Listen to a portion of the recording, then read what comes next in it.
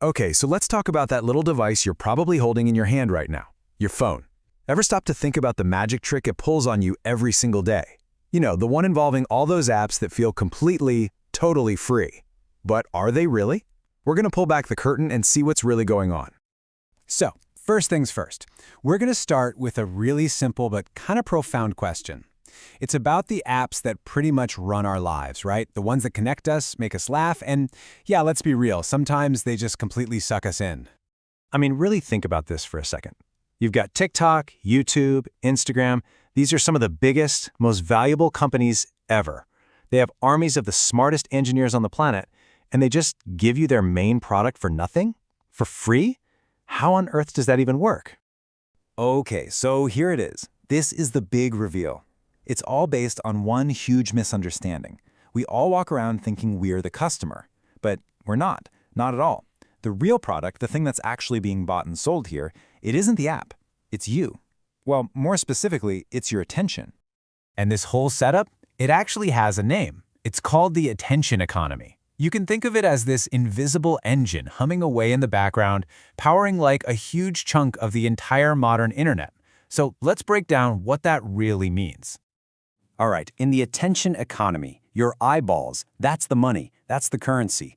Every single second you spend staring at your screen, that's like a tiny little payment. The longer an app can keep you glued to it, the more valuable you become to them. Why? Because they turn around and sell that block of your time directly to advertisers. There's this classic saying that's basically the first rule of the internet. If you aren't paying for the product, you are the product. And once that clicks for you, everything starts to make sense, right? All those little design choices, the endless scrolling, those little red notification bubbles, suddenly you see exactly why they're there. So, to win this game, to succeed in this economy, these companies need a secret weapon. They need a hunter. A super specialized, unbelievably powerful hunter. And its one and only job is to find you, track you, and capture the prize, which is your attention. So who is this hunter, this mastermind behind the curtain? Well, it's not a person. It's not even a team of people sitting in a dark room somewhere. It's a piece of code. It's an AI, an artificial intelligence, and it is built with one single, relentless goal. Yeah, this hunter, it's the algorithm. And you hear this word optimize thrown around a lot. All that really means is that it's designed to get better and better and better at doing one very specific thing. So the big question is, what is that one thing? Well, think of it this way. You could build an AI to be a helpful tool, right? Let's call its purpose Goal A.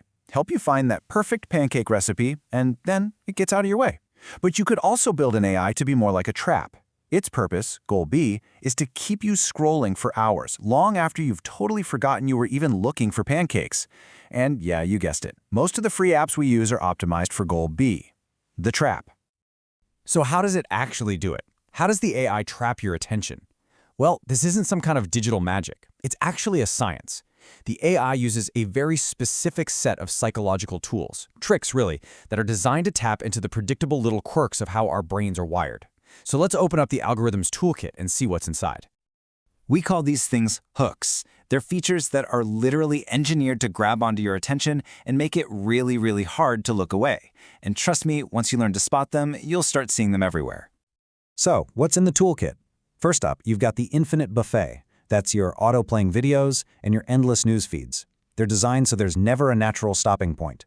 Next, you have what's basically a slot machine in your pocket. It's called variable rewards. You just keep pulling that lever, keep scrolling, because you never know, the next one might be that perfect, hilarious video.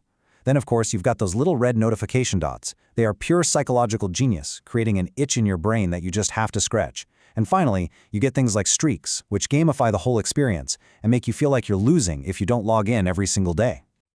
Okay, so that's the problem. And I know it can sound a little bleak, but look, the point of this is not to make you feel guilty or tell you to throw your phone in a lake. Not at all. This is all about how you can start taking back control. And the very first step is just awareness. Exactly right. This is not about shame, it's about knowledge. It's about giving you the tools to see what's happening, to understand why you're spending your time the way you are, and once you have that, you get to decide if that's actually what you want. So here's what we're going to do. We're going to run a little experiment. Think of it like a personal investigation. You're going to become a scientist, and the subject is your own digital life. We're going to put your habits right under the microscope. And this is your lab notebook, the Digital Life Audit. It's just a super simple worksheet that helps you make sense of your own phone usage. You're basically just taking the data your phone is already tracking and asking a couple of really smart questions about it. Now, the whole key to this audit, the most important part, is learning to see the difference between two kinds of screen time. There's intentional use. That's when you have a goal. And then there's passive use. That's when the AI's goal takes over. You know, like when you open Instagram just to check a friend's message. That's intentional. But then you look up and realize you've been scrolling the feed for 30 minutes. That's passive. And just writing that down, seeing that contrast can be a total game changer. Because really, awareness is everything. It's step one. Once you can actually spot those moments when the AI's hooks are starting to pull you in, that's when you get the power back. The power to resist. You can start making real, conscious choices about where your most precious resource, your attention, is actually going. So I'm going to leave you with one final question to chew on. If an app, any app on your phone, was truly 100% designed for your well-being, what's one thing it would stop doing right now? Just think about that for a minute. The answer to that question, well, it tells you everything you need to know about the attention game.